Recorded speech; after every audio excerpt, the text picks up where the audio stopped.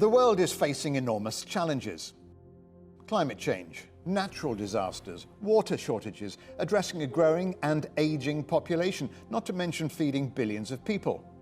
As the executive director of the UN's Environment Programme put it, no one can be in any doubt that we are in a planetary emergency.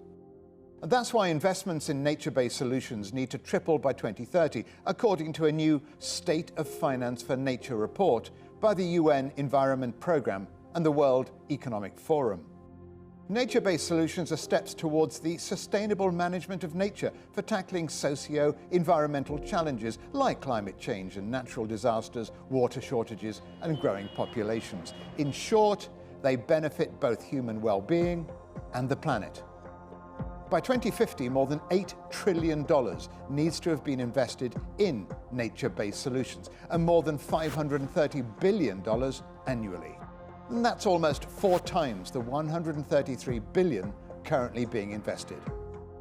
The big question: who's going to pay the green bill?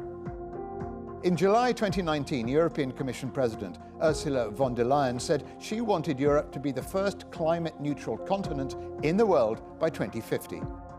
In November 2020, UK Prime Minister Boris Johnson set out his plan for a green industrial revolution. And earlier this year, US President Joe Biden committed to protecting 30% of land and water by 2030. So global leaders are clearly invested. Indeed, 86% of the money invested in nature-based solutions comes from a public purse somewhere. But that means private finance contributes only 14% of that total, with public funds from governments footing the rest.